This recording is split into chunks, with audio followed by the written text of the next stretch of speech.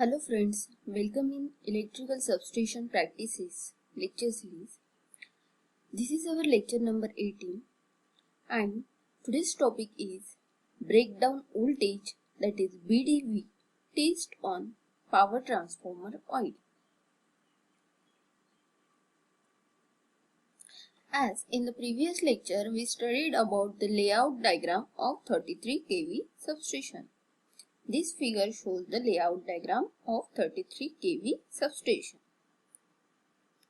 In this lecture, we are going to study about the BDV test of transformer oil, in which the learning outcomes are, means after watching this video, you will be able to explain BDV test on power transformer oil, and also you will be able to describe the procedure to undertake the measurement of BDV of the transformer oil.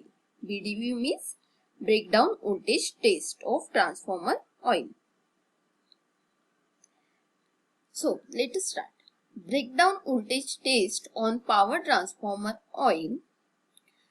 As the transformer oil is used in the transformer for insulation as well as cooling purpose. जैसे कि हम सबको पता है, हम जो transformer में oil use करते हो किस लिए यूज करते हैं? उसका एक फंक्शन क्या रहता है? इंसुलेशन प्रोवाइड करना, और दूसरा काम क्या रहता है? कूलिंग प्रोवाइड करना. The different insulating material have different dielectric strength. Her material की क्या होती है? अलग अलग डाइलेक्ट्रिक स्ट्रेंथ होती है. The insulating material should sustain the voltage up to its dielectric strength. हर इंसुलेटिंग जो भी इंसुलेटिंग मटेरियल रहता है वो कब तक वोल्टेज सस्टेन कर सकता है? जब जितना उसका डाइलेक्ट्रिक स्ट्रेंथ है वहां तक. उससे ऊपर अगर उसका वोल्टेज बढ़ाया हमने तो क्या हो जाता है? ब्रेकडाउन हो जाता है उसके बीच में. मतलब उससे ज्यादा वोल्टेज वो सस्टेन नहीं कर पाता है. जैसे कि हमको पता है हर मटेरियल का क्या रहता है? डाइलेक्ट्रिक स्ट्रेंथ रहता है. हर बॉडी का एक स्ट्रेंथ रहता है. जैसे कि हमारी खुद की बॉडी का भी स्ट्रेंथ रहता है. अगर हमने अदर एग्जांपल लेते हैं रबर, अगर हमने उसको खींचा तो वो क्या होता है? इलास्टिक होता है, मतलब तनता है. पर कब तक? जब तक उसकी स्ट्रेंथ रहेगी तब तक. अगर हमने बहुत ज्यादा उसको तनने की कोशिश की तो वो क्या हो जाता है? टूट जाता है. वैसे ही हमारा जो ट्रांसफॉर्मर ऑयल रहता है उसकी भी स्ट्रेंथ रहती है. काय की स्ट्रेंथ? वोल्टेज को सस्टेन करने की. मतलब अगर हमने उसको 2 वोल्ट दिया तो सस्टेन कर पाएगा, 4 वोल्ट दिया तो सस्टेन कर पाएगा. पर अगर उसकी डाइलेक्ट्रिक स्ट्रेंथ अगर 10 वोल्ट की है तो अगर हमने 10 वोल्ट से ज्यादा अगर उसको वोल्टेज देने की कोशिश की तो वो क्या हो जाएगा? नहीं सस्टेन कर पाएगा. तो वो जो लिमिट रहेगी, वो जो स्ट्रेंथ रहेगी, उनको बोलेंगे हम डाइलेक्ट्रिक स्ट्रेंथ. तो देखते हैं, if the voltage is increased above the specified dielectric strength of the insulating material, the current starts flowing through it and eventually the material get permanently punctured. मतलब क्या? उसकी डाइलेक्ट्रिक स्ट्रेंथ तक हमने अगर voltage को इंक्रीज किया तो जो हमारा इंसुलेटिंग मटेरियल है वो सस्टेन कर पाएगा. पर अगर उसके डाइलेक्ट्रिक स्ट्रेंथ से ज्यादा वोल्टेज अगर हमने दिया तो क्या होगा? उसमें से करंट फ्लो होना चालू हो जाएगा. और उसका करंट फ्लो हो गया मतलब वो मटेरियल क्या हो गया? पंक्चर्ड हो गया. हम क्या बोलते हैं? अगर हमने कोई भी दो हमारे इंसुलेटिंग मटेरियल है उसके बीच में हमको नहीं जाने देना है करंट को, तो कितना भी वोल्टेज दो तो उसने सस्टेन करते आना चाहिए, उसकी लिमिट रहेगी. ठीक है. पर अगर पंक्चर्ड हो गया मतलब उसमें से करंट फ्लो होने लगा, हमको नहीं होने देना है फिर भी हो रहा है, मतलब वो क्या हो गया? पंक्चर्ड हो गया, डैमेज हो गया. The transformer oil is hygroscopic in nature. Hygroscopic मतलब क्या? मॉइस्चर ऑब्जर्व करने की उसमें प्रॉपर्टी रहती है ट्रांसफॉर्मर ऑयल में.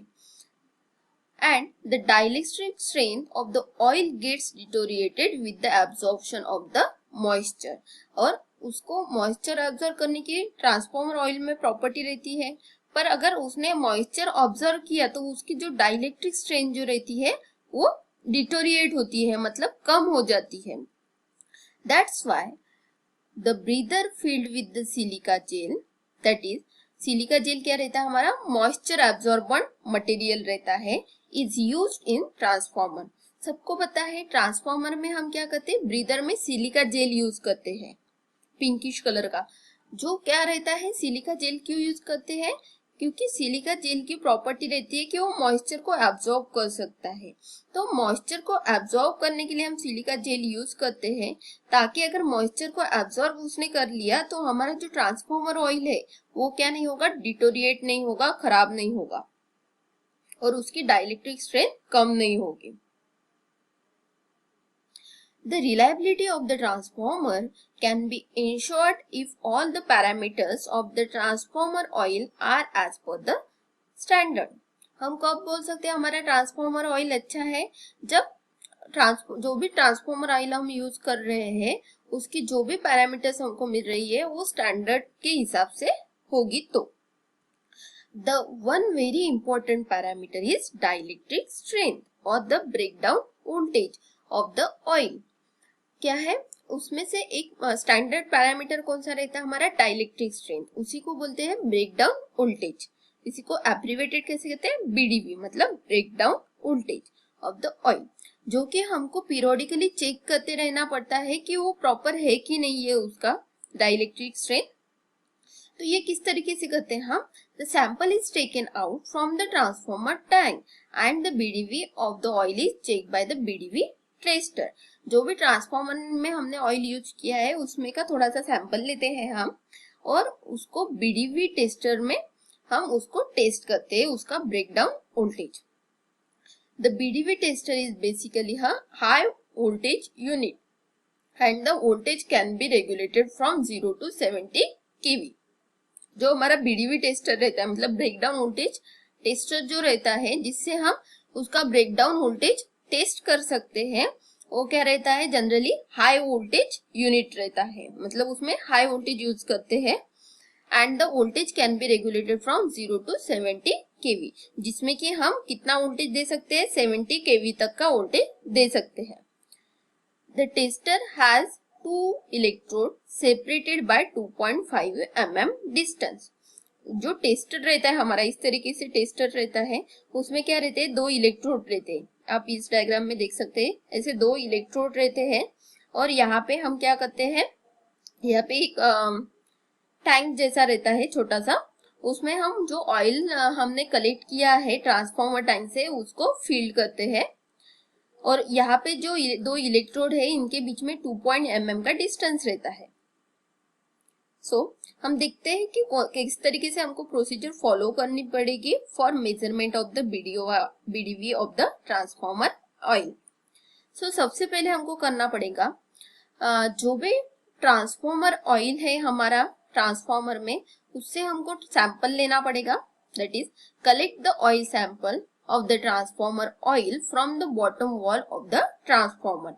ट्रांसफॉर्मर में बॉटम में एक वॉल रहता है, वहां से हमको कलेक्ट करना पड़ेगा ट्रांसफॉर्मर ऑयल का sample. Then pour the oil sample in the oil pot of the machine.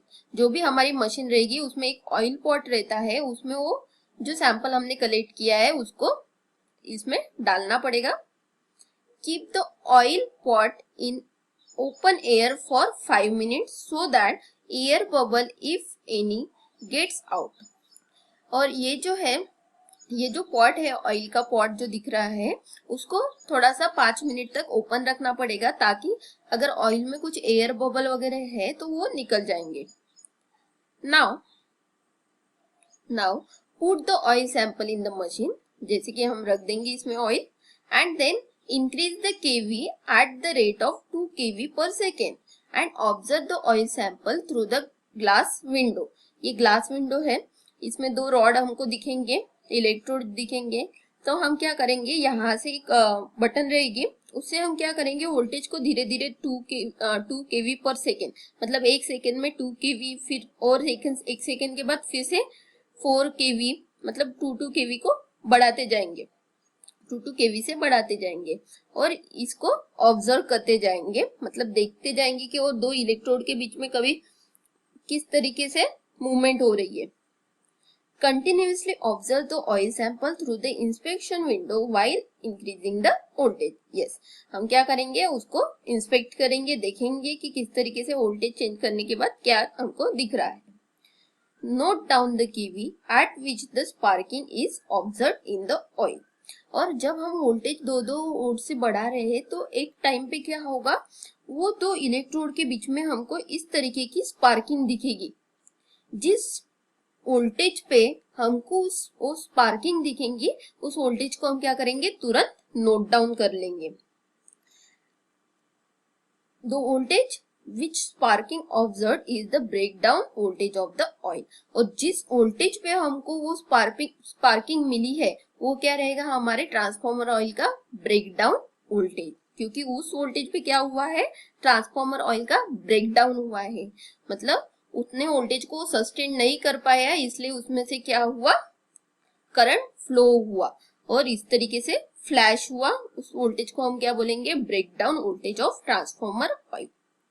Then repeat the point number 4, 5, 6, 7 for the same sample for 6 times and note down the breakdown kV in each case.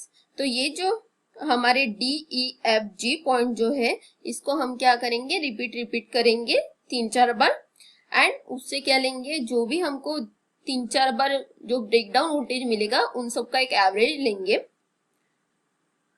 and observe in step 7 and 8. If the oil BDV value is above 30 kV और जो average हमको मिला वो अगर 30 kV से above है, अगर ज्यादा है तो हमारा ऑयल ओके है, और अगर 30 kV से कम हो गया है तो हमको वो ऑयल को क्या करना पड़ेगा, ट्रांसफॉर्मर टैंक के ऑयल को रिप्लेस करना पड़ेगा. तो this is the procedure to undertake the measurement of BDV of the transformer oil. So let us summarize our today's session. In this session, we understand the transformer breakdown voltage test of transformer oil. जिसमें कि हमने सबसे पहले बोला कि transformer oil का purpose क्या रहता है, कूलिंग करना और इंसुलेशन प्रोवाइड करना. और हमने देखा कि हर इंसुलेटिंग मटेरियल की अलग अलग डाइलेक्ट्रिक स्ट्रेंथ होती है. डाइलेक्ट्रिक स्ट्रेंथ मतलब क्या, जितना वोल्टेज वो सस्टेन कर सकता है वो वोल्टेज को बोलेंगे उसकी dielectric strength. And the voltage is increase about the specified dielectric strength of the insulating material get be puncture. और हमने बोला कि अगर उसकी डाइलेक्ट्रिक स्ट्रेंथ से ज्यादा हमने वोल्टेज को इंक्रीज किया तो वो क्या होता है, उसमें से करंट फ्लो होने लगता है और हमारा मटेरियल पंक्चर्ड हो जाता है, मतलब डैमेज हो जाता है. And the transformer oil is hygroscopic in nature. क्या करता है, वो मॉइस्चर को एब्जॉर्ब करता रहता है. इसके लिए हम क्या यूज करते हैं, उसमें सिलिका जेल यूज करते हैं. इसकी प्रोसीजर किस तरीके से होती है, हम सबसे पहले सैंपल को कलेक्ट करते हैं from the bottom of the oil tank. उसके बाद हमको 2 kV से इंक्रीज करते जाते हैं वोल्टेज को. वो जो ऑयल सैंपल हमने यूज किया है उसको लेके हम पहले मशीन इसमें डालते हैं, वो पॉट में डालते हैं, फिर उसमें 2 kV से वोल्टेज को इंक्रीज करते हैं. जिस टाइम पे उसमें ब्रेकडाउन होता है उसको नोट डाउन करते हैं. अगर 30 kV से ज्यादा वोल्टेज अगर मिलता है तो हमारा ऑयल ओके है. POs satisfied by the today's session are as shown in this table.